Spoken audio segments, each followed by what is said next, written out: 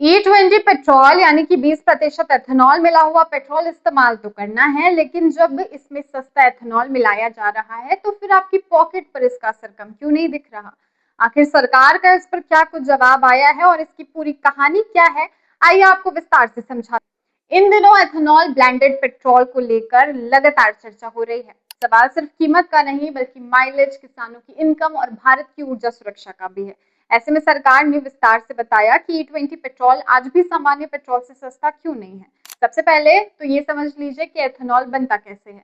Ethanol कई तरीके की फीड स्टॉक से तैयार किया जाता है। इसमें C heavy molasses, B heavy molasses, गन्नों का रस, शुगर और syrup, damaged food grains, FCI का सरप्लस, चावल और मक्का शामिल होते हैं। इन सभी कच्चे माल की कीमत सरकार हर साल तय करती है, जिस रेट को प्रोक्योरमेंट प्राइस कहा जाता है। इसी कीमत पर इंडियन ऑयल, भारत पेट्रोलियम और हिंदुस्तान पेट्रोलियम जैसी ऑयल मार्केटिंग कंपनियां डिस्टिलरी से एथेनॉल खरीदती है। इसके बाद GST, ट्रांसपोर्ट, स्टोरेज और अन्य खर्च अलग से जोड़े जाते हैं। सरकार के मुताबिक पिछले कुछ सालों में लगभग सभी फीड स्टॉक की खरीद कीमत बढ़ाई गई है। सरकार का कहना है कि इन बढ़ी हुई कीमतों के साथ सीधा फायदा किसानों को ही मिलता है, लेकिन यही वजह है कि मौजूदा अंतर्राष्ट्रीय क्रूड ऑयल की कीमत यानी कि लगभग $70 प्रति बैरल के स्तर पर है। E20 तैयार करना शुद्ध पेट्रोल से महंगा पड़ता है। हालांकि सरकार का कहना है कि अगर क्रूड ऑयल की कीमत 120 से लेकर $130 प्रति बैरल तक पहुंच जाए, जैसे कि युद्ध के दौरान देखने को मिला था, तब एथेनॉल आधारित ईंधन सस्ता साबित होने लगता है। सरकार का कहना है कि असली सवाल ये नहीं होना चाहिए कि E20 सस्ता क्यों नहीं है, बल्कि सवाल तो ये होना चाहिए कि वैश्विक स्तर पर कच्चे तेल की कीमतों में भारी उतार चढ़ाव के बावजूद भारत में पेट्रोल की कीमतें उतनी तेजी से क्यों नहीं बढ़ रही। सरकार के अनुसार आज भारत में बिकने वाले हर लीटर पेट्रोल का करीब 20% हिस्सा देश में बना एथेनॉल है, जिसकी कीमत रोज अंतर्राष्ट्रीय बाजार के हिसाब से नहीं बदलती। यानी कि आपके फ्यूल टैंक का लगभग 5वां हिस्सा ग्लोबल ऑयल प्राइस के उतार चढ़ाव से सुरक्षित रहता है। सरकार का दावा है कि एथेनॉल ब्लेंडिंग का मकसद एक दिन पेट्रोल सस्ता करना नहीं, बल्कि आयातित कच्चे तेल पर भारत की निर्भरता को कम करना है।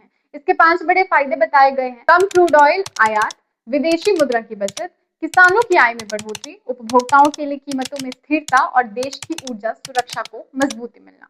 सरकार के अनुसार 2014 से लेकर 15 से शुरू हुए एथेनॉल ब्लेंडिंग कार्यक्रम के जरिए अब तक लगभग 1.99 लाख करोड़ रुपए की विदेशी मुद्रा की बचत हुई है।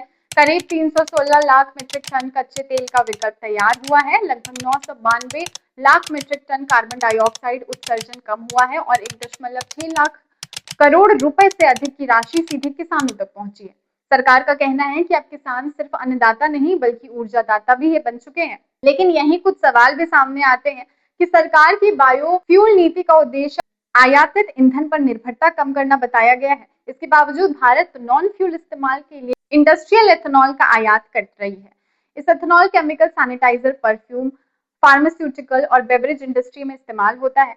अमेरिकी कृषि विभाग की रिपोर्ट के मुताबिक 2025 में भारत का इंडस्ट्रियल एथेनॉल आयात लगभग 30% बढ़कर 1 बिलियन लीटर तक पहुंचने का अनुमान है और इसका बड़ा हिस्सा अमेरिका से आने की संभावना जताई जा रही है। वहीं कुछ रिपोर्ट्स के मुताबिक अमेरिका चाहता है कि भारत फ्यूल एथेनॉल के आयात पर लगी पाबंदी भी हटाई जाए।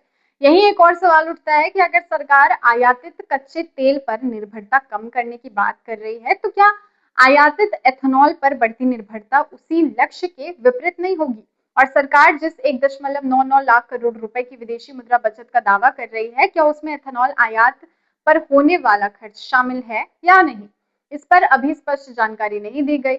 एक और सवाल E85 फ्यूल को लेकर भी है। जब सरकार खुद मान रही है कि मौजूदा क्रूड ऑयल कीमतें पर E20 शुद्ध पेट्रोल से महंगा पड़ता है, तो फिर E85 को सस्ता विकल्प किस आधार पर बताया जा रहा है? सरकार ने अब तक ये स्पष्ट नहीं किया है कि दावा किस क्रूड ऑयल प्राइस के अनुमान पर आधारित है। तो कुल मिलाकर सरकार का कहना है कि एथेनॉल ब्लेंडिंग से भारत की ऊर्जा सुरक्षा मजबूत हो रही है, किसानों को फायदा मिल रहा है और विदेशी तेल पर निर्भरता कम हो रही है। वहीं दूसरी ओर इंडस्ट्रियल एथेनॉल के बढ़ते आयात और E85 को लेकर उठ रहे सवाल अभी भी पूरी तरीके से साफ नहीं हो पाए हैं। अब देखना ये होगा कि आने वाले समय में सरकार इन सवालों का क्या जवाब देगी और एथेनॉल ब्लेंडिंग की ये नीति भारत के लिए कितनी कारगर साबित होती है। फिलहाल के लिए खबर में इतना ही। मैं थी आपके साथ प्रियंका सिंह और आप देख रहे थे द एसपी प्रेस।